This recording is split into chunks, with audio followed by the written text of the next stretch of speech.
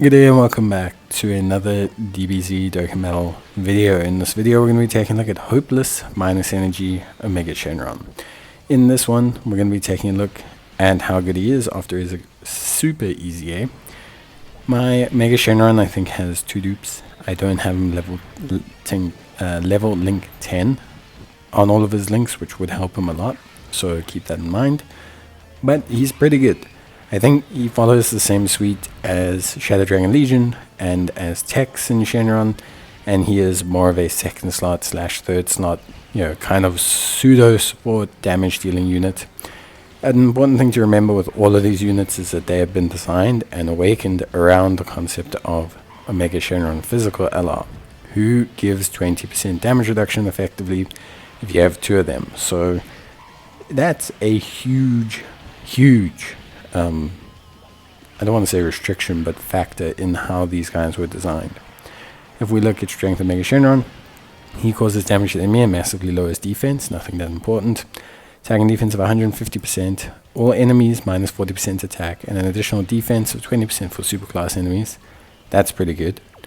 Full power or GT bosses category, key +2, attack of 40%, and additional 20% for characters who are also extreme class, so 60% support for attack, which is great.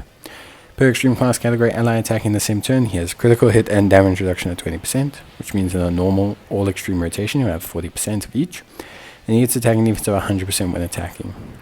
When there's another full power GT bosses category ally, he gets 150% attack and defense and can launch an additional attack. There's a great chance of becoming a super.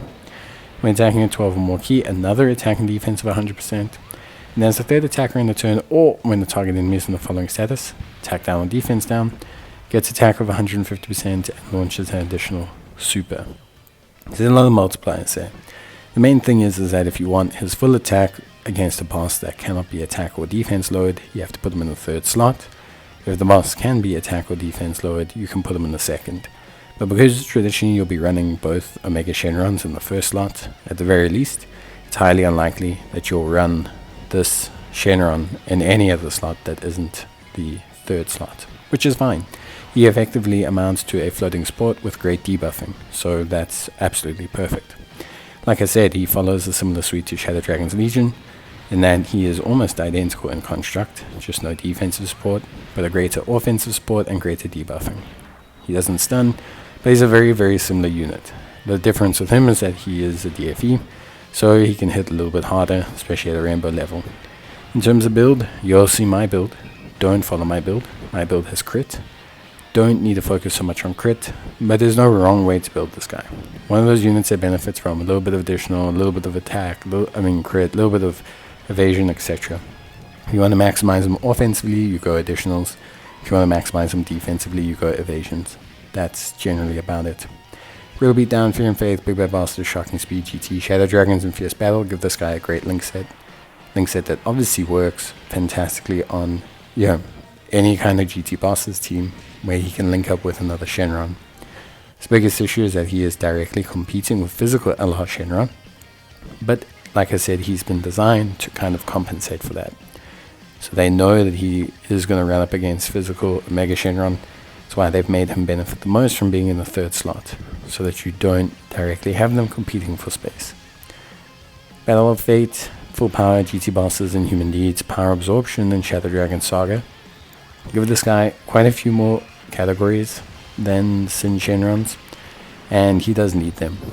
The nice thing about him is that he only needs a full power or GT bosses category unit, and his buffs are based on extreme class allies, so you shouldn't have that many restrictions in running him.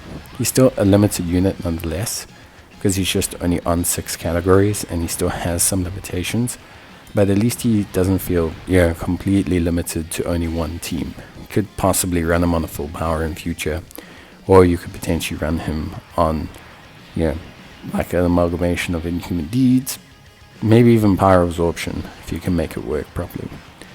In terms of who he links up best with, he links up best with Tex and Shenron. He links up pretty well with Shadow Dragon's Legion, and he links up pretty well with like those units. He's not going to link up well with the physical Omega Shenrons. Should have put a big X over them. So outside of the Shenrons, that's pretty much it. You can put Janemba there, like that obviously works. But Jinem is not really the kind of unit that you want to link him with. They don't share a ton of teams. I think they don't share any categories, so it's very difficult to make them work together. In terms of everything else, I think he's great. I think it's well designed to have him function like he does. And I think ultimately you'll have a good time using him. I just think that I think they understand the power of physical Omega Shenron. So the way they've treated the Shenron EZAs have been to make units that take advantage of that. So it's just the kind of unit that looks great if you have physical Omega Shenron. Just isn't the kind of unit that you probably want to use if you don't have him. And that's not a slight on strength Omega Shenron, it's more just the way they designed him was to function perfectly with physical Omega Shenron. So I wish I could show you just how good he really is at full power. But unfortunately, it doesn't really work too well with just the one physical Omega Shenron. And it comes down to a lot. The double turn support that they bring is crazy. It's the 2-turn damage reduction. It's everything about them that's really crazy. So it is difficult to kind of say like, oh, this is his best. This is pretty good from him. But if you really want to see the best from him, you have to run him under double physical Omega Shenron. That's really all I can say. And I think that's entirely true. All in all, a unit with a ton of utility, key, tack, and debuffing. So yeah.